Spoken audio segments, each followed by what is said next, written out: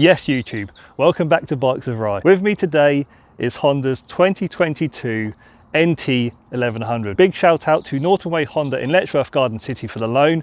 Links will be in description. Now this is Honda's latest sports tourer, but interestingly, underneath it all is in fact the Africa Twin. Now we will take the bike out for a ride very shortly and we'll work out whether or not that is a good thing. Firstly though, let's have a quick walk around and I will start off by jumping on board. I just want to take the bike off the center stand and swing my leg over.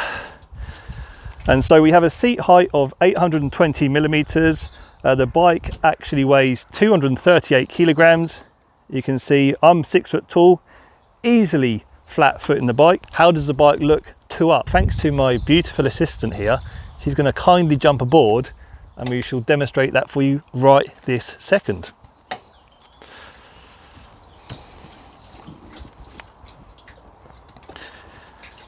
So yeah, plenty of space. We have a large 6.5 inch colour TFT touchscreen.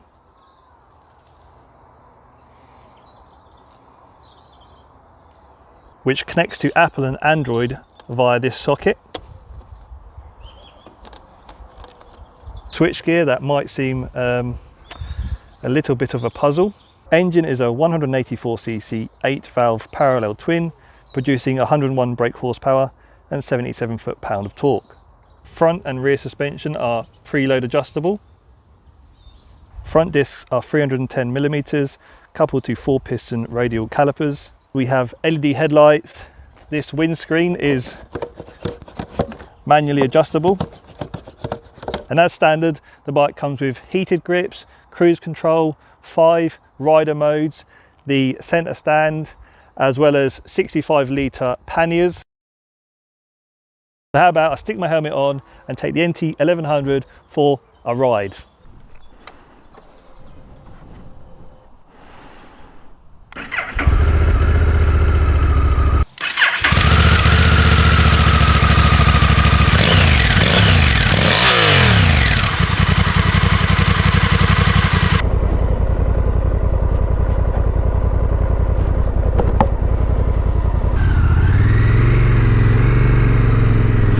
Well, here we go then.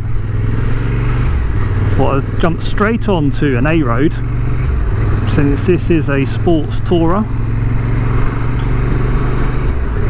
I want to put it through its paces on the job it's supposed to be doing. I've raised the screen up, fully extended, and so straight away I can tell that it's doing a brilliant job because I can't really feel any wind on me. Sitting doing 55, that screen is so easily readable. Let's see what kind of overtaking power we have. 6th gear, rumble along.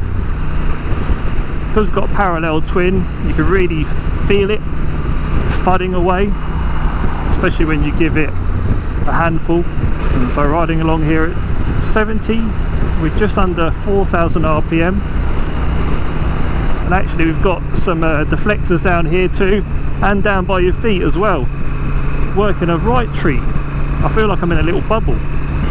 Now you know I'm that comfortable, right? The seat is really, really soft. I feel like I could just recline back. Like, I need a way to put my legs up, you know? Set the cruise control, put my hands behind my head. That's how I feel right now, it's that comfortable. Considering it's quite a beefy old bike, I'm managing to filter through here reasonably well. So I want to see how it pulls from low RPM. We're in 6th gear doing 40 mile an hour, just over 2,000 RPM.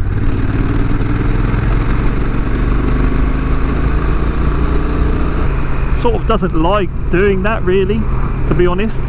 I think you'd need to drop a couple of gears ideally. I'm going to see how it likes me putting it down one of my favourite riding roads. So we'll use the quick shifter going down, which is an optional and extra. Point that out.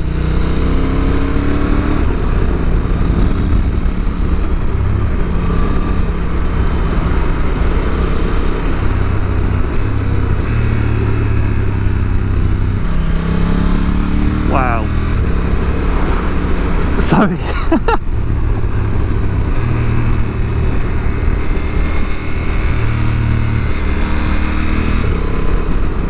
Oh my god, it just glides. You can really I'm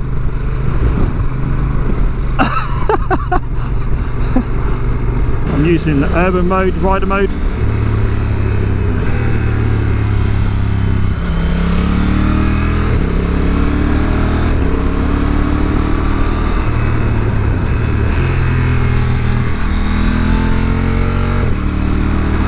Oh, what a load of fun. It's so stable.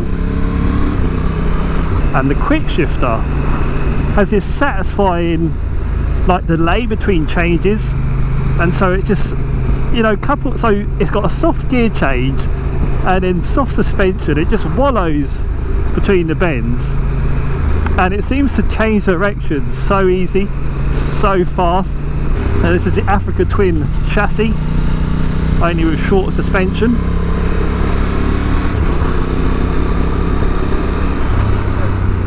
And the brakes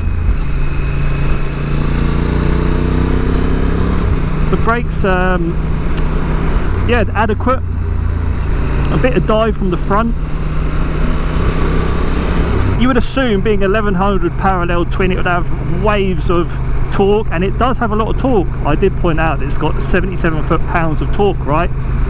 But you really do need to use gearbox, because it doesn't like low RPM. So if you try to drive out of a bend at sort of 3000 RPM and you give it a handful, it sort of rumbles away, and it sort of lags, it delays a little bit, it doesn't really pick up and go. There's hardly any engine noise right now as I'm doing 30 miles an hour. I can just hear the tyres. This is the sort of thing you want, right? This is a touring bike. You're meant to munch the miles, and you are going to munch the miles in complete comfort. There's no doubt about it. I feel like I'm sitting at home on my sofa. That's how comfortable I am. What I do want to point out though is this switch gear. Look at it. Look at all the buttons. The only one I know, anything I'm using is the indicators. I don't know what it all does.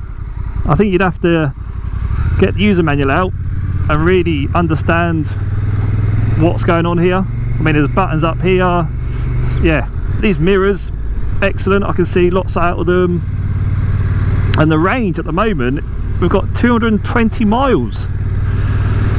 Let's have a little braking test.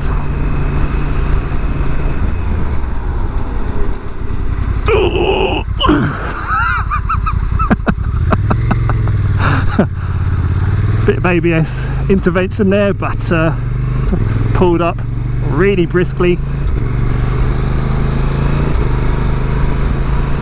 And then the quick shifter all the way up through the box, and that satisfying change. Nice and supple. Quick summary then of the 2022 Honda NT1100. I really want to start off by saying that, in my opinion, as much as I've seen it advertised as such, and I did in fact mention it on my ride, this bike is not what you would imagine as a sports tourer. Reason being is the engine, coupled together with the soft chassis and the seat position. Honda have developed a bike here that is extremely comfortable, with all the necessary creature comforts in order to just sail away the miles effortlessly. Surprisingly easy to maneuver around town, and then we'll just float along at speed with a surprising amount of agility in both instances. However, the engine, for me at least, did lack low to mid-range power, which was surprising given it was a big parallel twin. With a rather long twist required from the throttle, it did make me question the performance, certainly once you consider the thought of adding a pillion and 20 kilograms of luggage. Though with that said, I think it is worth highlighting how much the NT1100 is on the road, and that it is damn good value for money. The bike is full of tech, will come backed by Honda's reputable build quality and reliability, and just overall be an easy bike to live with, and again, a very comfortable one at that. Hope you enjoyed this review. If you did, let me know with a thumbs up, and I hope to see you on another one very soon. Thanks for watching, see you later.